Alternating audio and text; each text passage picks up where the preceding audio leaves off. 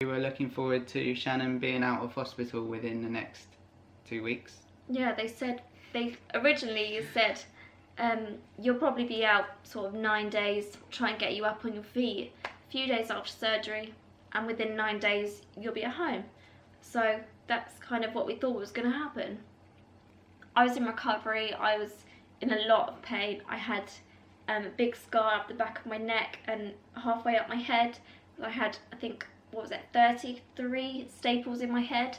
And as well as just being in the pain from surgery, I was also having a lot of really bad headaches due to fluid build up in my brain. Shannon's brain fluid wasn't draining as it should, so she had to have a drain fitted that would drain all the fluid out into a big bag, and then they could see how much was coming out and whether her body was starting to kick-start it.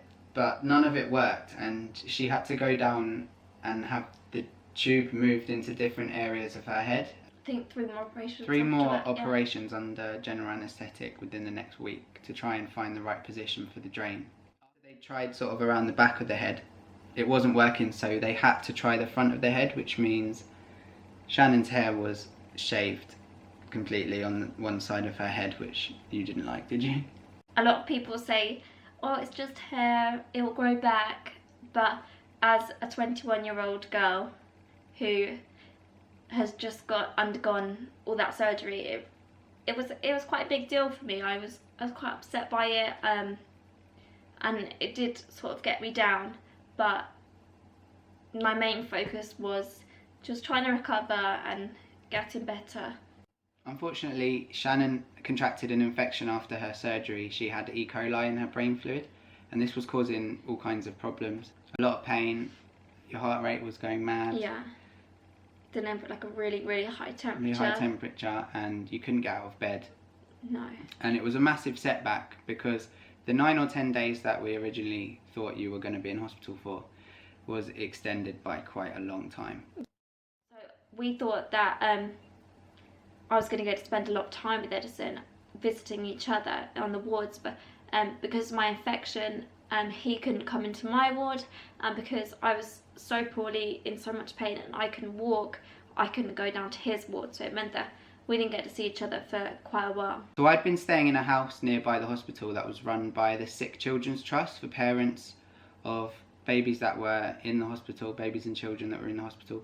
So we could stay there, and it was amazing. They couldn't have done any more for us. Yeah, they were really good to us, wasn't they? Really, really good. So yeah, I was really lucky to be so close, because I could get up in the morning, go and see Shannon, go and see Edison. I'd be able to spend all day, and then however late I wanted to go back, I could go back, because I just had the key to the house. So yeah, it definitely took the stress off you. Definitely took a lot of stress off, yeah. And it was so good for me that I'd wake up in the morning and Tim was there.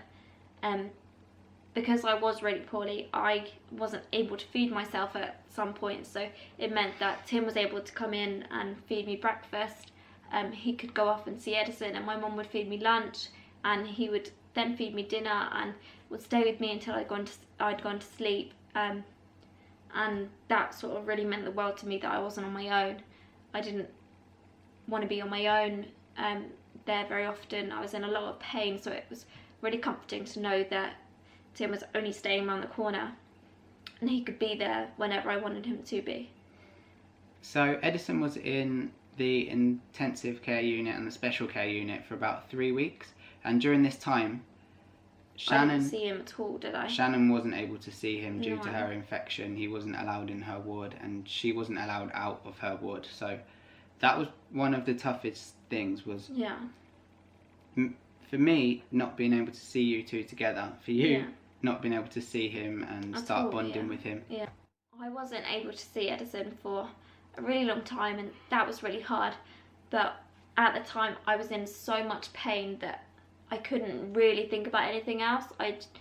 As much as I wanted to be with him and be a mum and us be a family, I was in so much pain that I didn't really have many thoughts going around my head. In so much pain. Yeah. And on a lot of drugs. Yeah, and on a lot of medication. Yeah.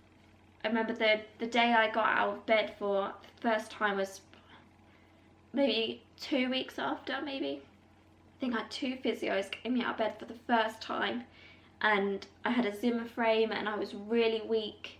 I'd lost all of my muscles from being in bed for a few weeks and not being able to move. So when I got out of bed for the first time, it was literally for a second to stand up.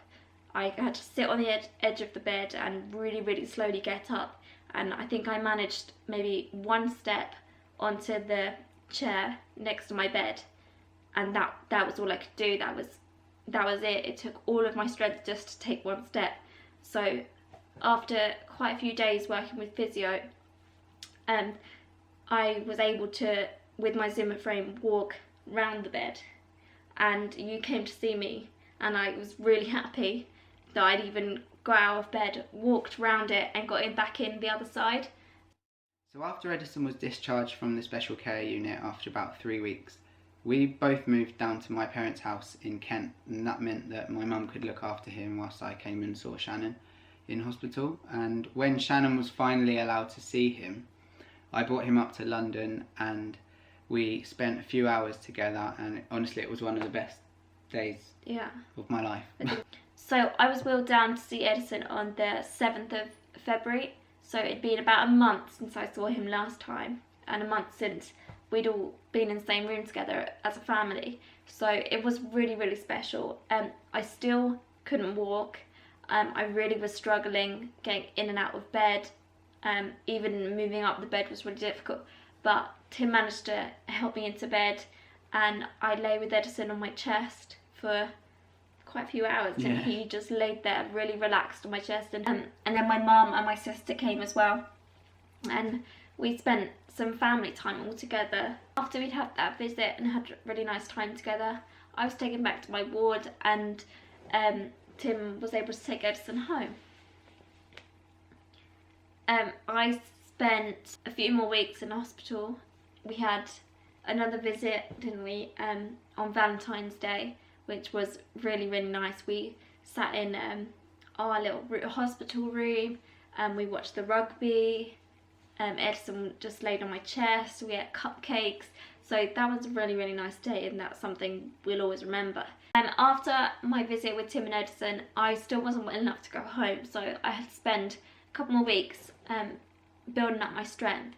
I had to work really, really hard in using a Zimmer frame, watching where I stood, making sure I didn't walk too far, that I would get really, really tired and I couldn't get back to my bed. And it progressed eventually to me sort of doing a lap of the ward that I was on, which was a really big thing for me. I still had to have my Zimmer frame and hold on to it with both hands and really, really concentrate on where my feet were going, but that was a really big thing to me. And when you came to visit me, it was so exciting to me to show you what I could do, wasn't it? That definitely helped with my recovery, is being able to see that I was making progress. That definitely helped. So it took a while for the infection to clear and for Shannon to learn to walk again, and for the surgeons to say that she was alright to come home. They took the drain out and everything was going okay, and eventually the physio said that Shannon was alright to leave the hospital. So after everything, I was discharged in the end of February, and I was so happy to come home. I didn't come home till quite late in the night. I smiled the whole way home because I was so excited to get home, so excited to see everyone and just to be in my own house and have my own clothes and not have doctors and nurses surrounding me all the time and have my family. So that was really, really exciting to me, and came in, had some food, went to bed, and then Tim and Edison came from Kent to join us. We thought that that was it. I was just going to carry on recovering at home. So we'd started sort of helping Shan out around the house. It took a lot of help because Shan couldn't walk properly yet without a Zimmer frame, so there was loads of things like a bath board and rails on the bed and everything to help her around. You started to feel, you had like a swelling in the back of your head, didn't you? Yeah. So I started to sort of deteriorate a little bit, didn't I? So we called the hospital and they said to come back in, and they said they needed to keep you in because they needed to fit a shunt because the fluid still wasn't draining properly, which meant that you had to be readmitted. Yeah, I was really, really gutted to have to be admitted. I thought that was the end of it. I sort of said to myself, I am never going to hospital ever again. And then within a week, I was back in there. Thanks. So the decision was made that I was going to have a shunt. I didn't have any choice in this, and I was quite upset about it actually. I didn't want to be away from Tim and Edison any longer. I didn't want to have a shunt, which is a thin plastic tube that runs from your brain into your stomach and it stays there forever. And I really didn't want it. Also, I didn't want to have my head shaved again. It just started growing back, and I just wanted to be at home with Tim and Edison and start recovering. So we went back to the old situation of me going back down to my parents in Kent so they could look after Edison and I could go and visit Shannon in the hospital. And you were in there for about 10 days, I think. I was in there for Mother's Day. I couldn't eat, I couldn't see my baby, so I wasn't very happy at all. I had the shunt fitted in March, at the end of March. I did, I think, 3 or 4 days after the surgery, and then I came home again. And that is, again, when I said, that is it. Never again, never going to hospital. So I came home from having my shunt fitted. I was working with a lot of physio. I had physiotherapists, an occupational therapist.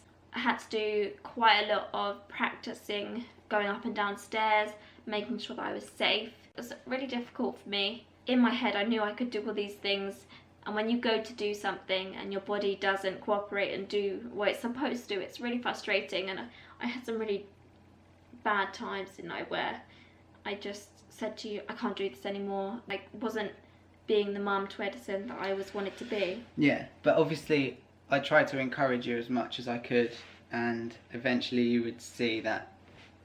Yeah, it was better for me to be here and keep going. But 99% of the time, you were positive, you were strong, and you were doing really well. Yeah. So over the next few months, we moved back into your dad's house, and Shannon was getting much better, and we thought that you were going to make a full recovery. Edison was doing really well, and we were having a really sort of nice time as a family, trying to do more and more each day. It got to the point where you could now go out holding the buggy, and we could go for walks and stuff. And we went to your 6-month checkup, didn't we? Yeah. And out of the blue, he just said, so there was a little bit of the tumour left. And this just like knocked us back, because we had no idea that there was any tumour left. That was devastating for us. That was nearly as bad as hearing it for the first time that I had a brain tumour, I think, because we thought it was gone, and I thought that it was just something I had to go through in life, and then that would be it. And I'd kind of spent the last 6 months saying to people, oh yeah, I did have a brain tumour, but it's been removed now. So hearing that it actually hadn't all been removed and I still had a brain tumour was a really big shock to me, and it was to you, and it was to my mum and my whole family really. They sent me for another MRI scan, and they told us that the tumour that was left was actually still growing, and it had grown another 2 millimetres since the last MRI scan. So that was really difficult to know that not only that was there still a brain tumour left, it was actually still growing. So it took a while for it to sink in, for you to get used to the fact, and for all of us to get used to the fact that it wasn't over. Yeah. And it won't ever be over, because they've told us that they'd never be able to remove the little bit that was left. Yeah, that's kind of where we are now. That's our life at the moment, isn't it? I mean, we're staying positive. I have my down days. I have days that I just want to shut myself in my room and cry that I'm not a normal mum, and that I can't do everything with Edison that I want to. But I'm really, really grateful that I'm still here. I'm really grateful that we've got Edison, and I'm grateful that we've become a lot closer, and we've dealt with a lot, and we've hopefully, fingers crossed, come out of the other end stronger people. Thanks for watching, and if you've got any questions, put them in the comments box below. Thanks, bye!